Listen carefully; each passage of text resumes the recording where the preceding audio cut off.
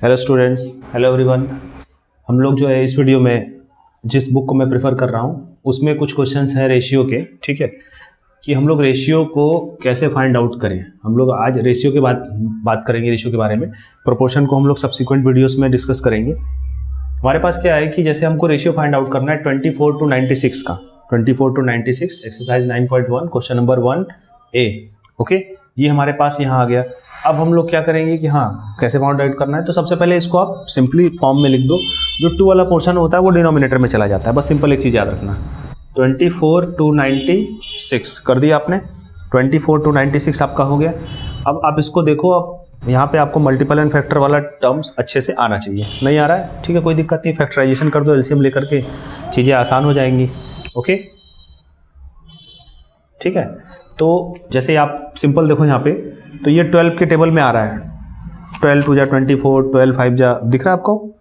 Okay,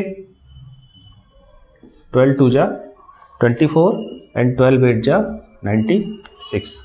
okay, फिर again दिख रहा है 2/8।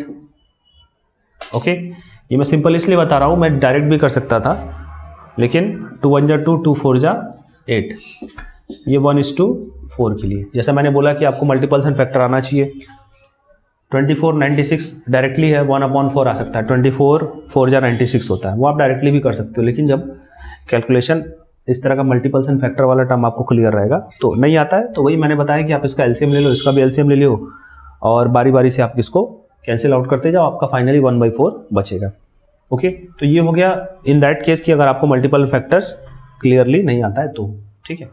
तो ये हमारा 1:4 का रेशियो हमारे पास आ गया, ठीक है। अब इसी का मैं नेक्स्ट क्वेश्चन उठाता हूँ, ठीक है, जिसमें कुछ और चीज़ें मिलेंगी हमको।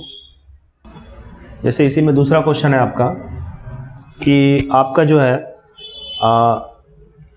एक पर्सन है राम, जो टॉफीज देता है, ठीक है, मीना और टीना को 34 एंड 68 के रेशियो में देता है। जैसे आपको दिया राम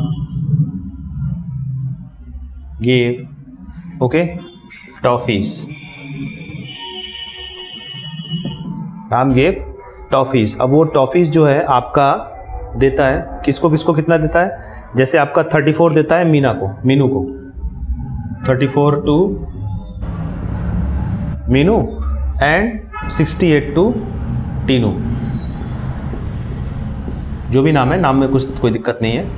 ओके, ये हमारे पास इतनी टॉफीज वो उसको दे रहा है। अब क्या करना है, इन सारी टॉफीज का हमको फाइंड आउट करना है कि रेशियो क्या आने वाला है। ओके, तो सिंपल है, हम लोग जो है आगे करेंगे।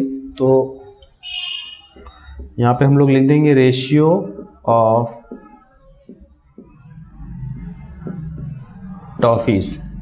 किसका किससे निकालना है, गिवन टू टूस। तो ठीक है, जैसे सीक्वेंस में है मीनू टू टीनू कर सकते हैं, तो 34/68 हमने कर दिया।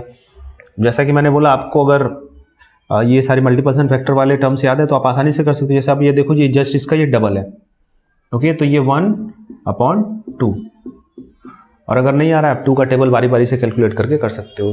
217 जा होगा, फिर उसके बाद आपका आएगा, ठीक है, 2 3 जा 6, 2 4 जा 8, ऐसे कर करके आपका आएगा। तो ये आपका 1:2 के रेशियो में, मतलब अगर मीनू को 1 मिल रहा है तो टीनू को 2 मिल रहा है, टीनू को ज़्यादा मिल रहा है, जस्ट उसका डबल चल रहा है। ये इसका मतलब हुआ, ठीक है।